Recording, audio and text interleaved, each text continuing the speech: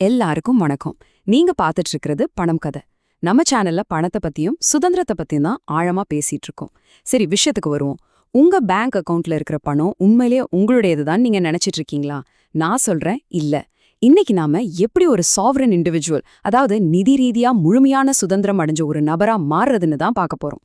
இந்த உண்மையை ஏத்துக்க நீங்க தயாரா இருந்தா வாங்க இந்த ஆழமான அலசலை ஆரம்பிக்கலாம். யோசிச்சு பாருங்க, உங்க பேங்க் அக்கவுண்ட்ல இருக்கிற மொத்த பணத்தையும் ஒரே நேரத்துல ஒரே நாள்ல உங்களால எடுக்க முடியுமா? இல்ல நடுராத்திரி 12 மணிக்கு வெளிநாட்டுல இருக்கிற உங்க குடும்பத்துக்கு அவசரமா பணம் அனுப்ப முடியுமா? முடியாது, சான்ஸே இல்ல. ஏன்னா உங்க பணத்தோட முழு கண்ட்ரோலும் உங்ககிட்ட இல்லவே இல்ல.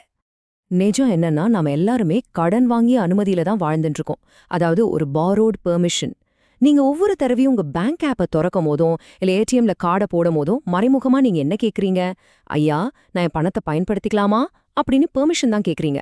பேங்க் நினைச்சா சிஸ்டம் மெயின்டெனன்ஸ்னு சொல்லி உங்க பணத்தை முடக்கலாம். இல்லனா அரசாங்கம் திடீர்னு ஒரு கட்டுப்பாடு கொண்டு வரலாம். உங்க பணம் ஆனா கண்ட்ரோல் உங்ககிட்ட இல்ல. இத நல்லா புரிஞ்சுக்கோங்க. நீங்க பேங்க்ல பணத்தை டெபாசிட் பண்ணும்போது அது இனிமே உங்க சொத்து கிடையாது. அது நீங்க அந்த பேங்க்குக்கு கொடுத்த ஒரு கடன். அதுக்கு பதிலா அவங்க உங்களுக்கு என்ன தராங்க? ஒரு ஐஓயு, அதாவது ஐஓயுங்கிற ஒரு வாக்குறுதி பத்திரத்தை தான் தராங்க. ஆனா செல்ஃப் கஸ்டடி முறையில அப்படி இல்ல. அந்த சொத்தோட நேரடியான, மறுக்கவே முடியாத முழு உரிமையும் உங்ககிட்ட தான் இருக்கும். நீங்க யார்கிட்டயும் போய் பெர்மிஷன் கேட்க வேண்டிய அவசியமே இல்ல. இந்த வித்தியாசத்தை இன்னும் தெளிவா புரிஞ்சுக்க வாங்க நாம 2 நண்பர்களோட கதைய பார்க்கலாம். இது சும்மா ஒரு கதை இல்ல. இது 2 விதமான தேர்வுகள், 2 விதமான வாழ்க்கை பாதைகள். விக்ரம் மற்றும் லியோவோட கதை. முதல்ல விக்ரம். அவர் ஒரு சிஸ்டம் டிபெண்டன்ட், அதாவது சிஸ்டத்தை முழுசா நம்புறவர். அவரோட வாழ்நாள் சேமிப்பு 100%த்தையும் ஒரே ஒரு பேங்க் அக்கவுண்ட்ல வச்சிருக்காரு. அரசாங்கம் பாத்துக்கோன்னு ரொம்ப பாதுகாப்பா ஃபீல் பண்றாரு. இப்போ லியோவை பாருங்க. அவர் ஒரு சாவரின் இண்டிவிஜுவல். அவர் பயன்படுத்துறது ஒரு 3 அடுக்கு பட்டக உத்தி. அதாவது அவசர செலவுகளுக்கு கொஞ்சமா பேங்க்ல, நீண்டகால சேமிப்புக்கு கிரிப்டோ மாதிரி நான் கஸ்டோடியல் வாலெட்கள்ல, அப்புறம் பாதுகாப்பான முதலீடா தங்கம் மாதிரி பௌதிக சொத்துக்கள்ல பிரிச்சு வச்சிருக்காரு. திடீர்னு ஒரு நாள் நாட்டுல பெரிய பொருளாதார நெருக்கடி வருது. அரசாங்கம் வங்கி விடுமுறைய அறிவிக்குது. சைப்ரஸ் நாட்டுல நடந்த மாதிரி பேங்க் எல்லாம் மூடியாச்சு. ஏடிஎம்ல பணம் எடுக்க திடீர்னு கட்டுப்பாடு விதிச்சிட்டாங்க.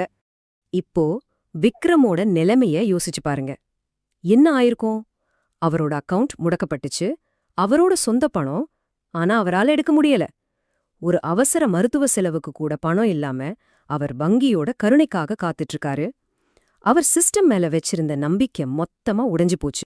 ஆனா லியோ, அவருக்கு பேங்க் திறந்திருக்கா இல்லையாங்கிற கவலையே இல்ல. ஏன்னா அவரோட சொத்துக்கள் ஒரு பரவலாக்கப்பட்ட பேரேட்டுல, அதாவது ஒரு டீசென்ட்ரலைஸ்டு லெட்ஜர்ல இருக்கு. இதை எந்த ஒரு பேங்கோ அரசாங்கமோ கட்டுப்படுத்த முடியாது. அவரால உலகத்துல எங்கிருந்து வேணும்னாலும் 24/7 யாருடைய அனுமதியும் இல்லாம தன்னோட சொத்துக்களை நகர்த்தவோ செலவழிக்கவும் முடியும். பாத்தீங்களா வித்தியாசத்தை? விக்ரம் கிட்ட இருந்தது வெறும் பேலன்ஸ். ஆனா லியோ கிட்ட இருந்தது இறையாண்மை, அதாவது சாவரனிட்டி. விக்ரம் அனுபவிச்ச இந்த பிரச்சனைக்கு ஃபைனான்ஸ்ல ஒரு பேர் இருக்கு. அதுதான் கவுண்டர் பார்ட்டி ரிஸ்க். ரொம்ப சிம்பிளா சொல்லணும்னா, நீங்க நம்புற ஒரு நிறுவனம், இந்த விஷயத்துல உங்க பேங்க், அவங்க கொடுத்த வாக்குறுதியை காப்பாத்த தவறும்போது வர ஆபத்து தான் இது. அவங்க நினைச்சா உங்க சொந்த பணத்தை எடுக்க விடாம தடுக்க முடியும்.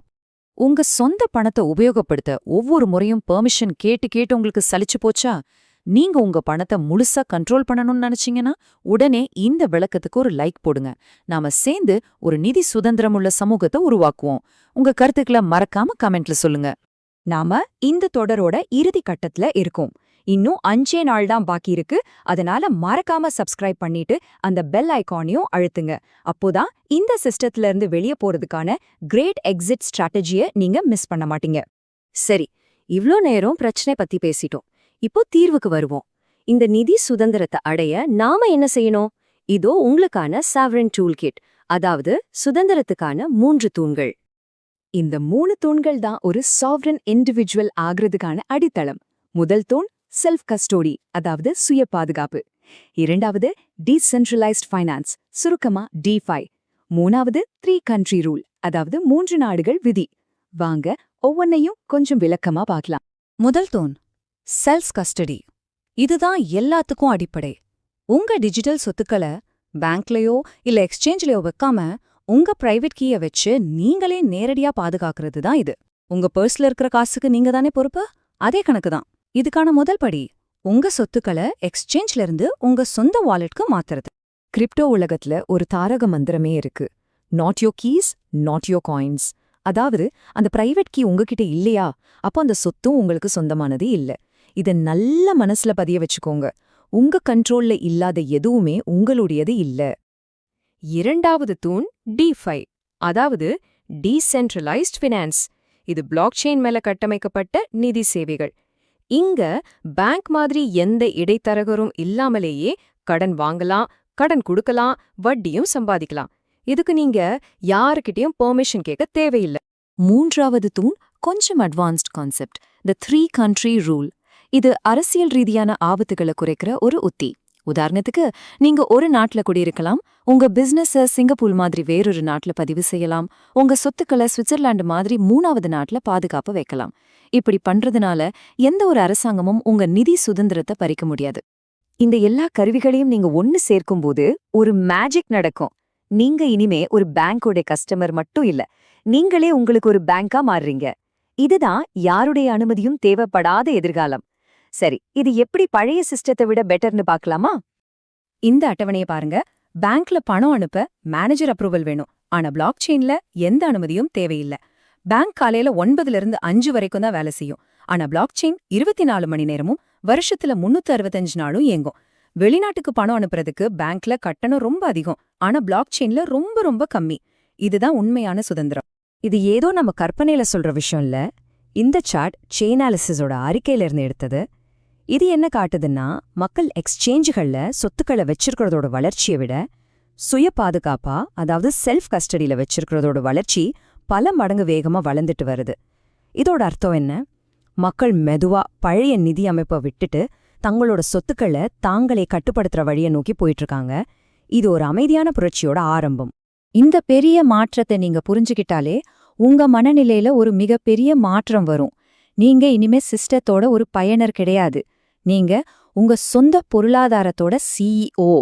எல்லா முடிவுகளையும் எடுக்கிற அதிகாரம் உங்க கையில. சரி, இப்போ நீங்க உங்க சொந்த பேங்கே ஆயிட்டீங்க. அடுத்த ஸ்டெப் என்ன?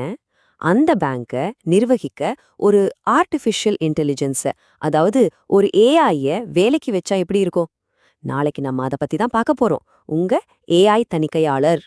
நாளைக்கு நாம உங்க புது பேங்கை நிர்வகிக்க AI எப்படி யூஸ் பண்றது, உங்க பட்ஜெட்ல ஒளிஞ்சிட்டு இருக்கிற ஹிடன் லீக்ஸ் எப்படி கண்டுபிடிக்கிறது, அது மூலமா ஒவ்வொரு மாசமும் ஆயிரக்கணக்கான ரூபாயை எப்படி மிச்சப்படுத்துறதுன்னு ரொம்ப விளக்கமா பார்க்க போறோம்.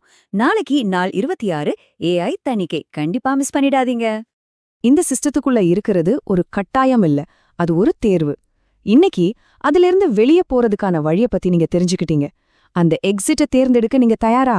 ஒரு சுதந்திரமான உலகத்தை உருவாக்குற இந்த இயக்கத்துல இணைய மறக்காம சப்ஸ்கிரைப் பண்ணுங்க. நாளைக்கு சந்திப்போம்.